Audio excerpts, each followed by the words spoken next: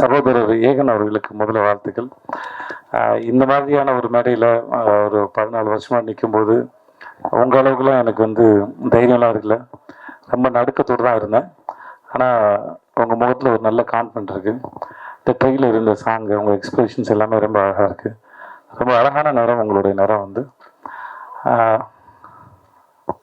Bro அவர் சொல்கிறது கேளுங்க bro.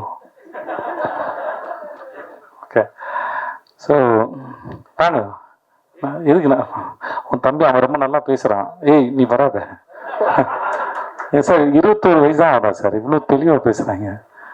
நான் இன்னும் தடவிக்கிட்டே இருக்கேன் இருட்டில், சுவிட்சை தடவி கூட மாதிரி. ரொம்ப தெளிவாக எந்த வார்த்தையும் அச்சு பேசுகாமல் ரொம்ப கிளியராக பேசுகிறேன் சார். உங்கள் பையன் ரொம்ப தெளிவாக பேசுகிறேன் சார். வாழ்த்துக்கள் மாத்தி. உனக்கு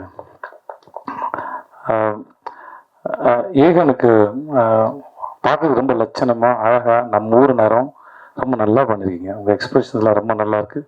அதுக்கிட்ட உங்களுக்கும் வாழ்த்துக்கள்மா. இந்த படத்தில் நடிச்சிருக்க அத்தனை பேரும் பார்க்குறது ரொம்ப அழகாக இருக்கீங்க. அந்த கதையும் ரொம்ப அழகாக இருக்குது. சீனிசாவோட எனக்கு ரொம்ப பிடிச்சது, எத்தனை முறை இந்த தேனியில் இன்னும் ஒரு 100 படம் பண்ணாலும் சரி, அவரால் ஒவ்வொரு முறையும் புதுசாக ஃப்ரேம் வைக்க முடியும், புதுசாக கதை சொல்ல முடியும். அதுதான் இயக்குனர் சீனிவாசன். கதை சொல்லும்போது அவர் எந்த ஃப்ரேம் வைக்கணும், எங்கே வைக்கணும், இது வரைக்கும் ஒரு நாள் கூட அவர் யோசிச்சோ தடுமாறியோ படப்படத்தோ நான் பார்த்ததே இல்லை. தன்னை நம்பி ஒரு தயாரிப்பாளர் பணம் போட்டார்னா அந்த பணத்தை எவ்வளோக்குள்ள சிக்கனமாக எடுக்கணும், அந்த படத்தை எவ்வளோக்குள்ள சிக்கனமாக எடுக்கணும், சொல்ல வர கதையை எவ்வளோ தெளிவாக ஆடியன்ஸுக்கு புரிகிற மாதிரி சொல்லணுங்கிறதுல நான் பார்த்து வியந்த மிக சிறந்த இயக்குனர். நான் அது எனக்கு வாய்ப்பு கொடுத்து இல்லை நான் முதல் வாய்ப்பு கொடுத்தாருக்கா சொல்ல. இது வரைக்கும் நான் அவர்கிட்ட 4 படம் தான் சார், 4 படம் வேலை பார்த்துருக்கோம். முதல் படத்துலேருந்து நான் மாமனுக்கு வேலை பார்க்குற வரைக்கும் எங்களுக்கான பட்ஜெட் கூட கிடைச்சாலும் அவர் தென்மேற்கு பொருள் காட்டுற படத்தில் மிக குறைவான பட்ஜெட்டில் எப்படி ரொம்ப பொறுப்போடையும் படம் வேகமாகவும் வேலை பார்த்தாரோ அதில் துளி கூட குறையாமல் தான் எல்லா படத்துக்கும் வேலை பார்த்தார். சீனிவாசன் சார் மாதிரி ஒரு இயக்குனர் கையால் நீங்கள் அறிமுகமாகிறதுக்கு முதல்ல நீங்கள் கொடுத்து வச்சுருக்கணும். அதுக்கு முதல்ல வாழ்த்துக்கள்.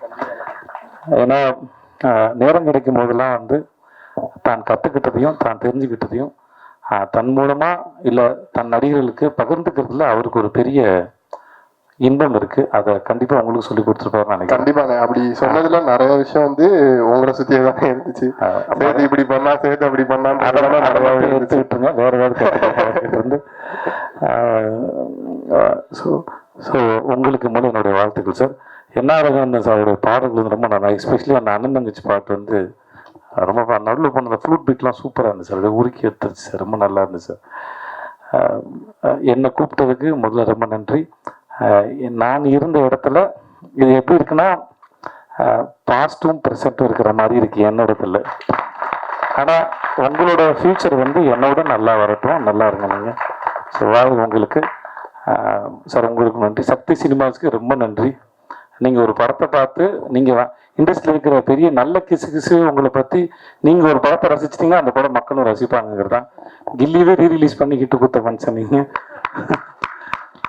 நீங்கள் தான் கில்லி. எனக்கு தெரிஞ்ச வரைக்கும் உங்களுடைய சக்தி இந்த படத்தில் மொத்தமாக இறங்கட்டும். சக்தி ரொம்ப நன்றி உங்களுக்கு.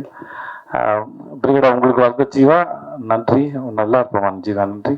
உங்களுக்கும் வாழ்த்துக்களுக்கும் நன்றி. எல்லாருக்கும் நன்றி. ரொம்ப என்னை கூப்பிட்டு ரொம்ப நன்றி. வரேன். நன்றி.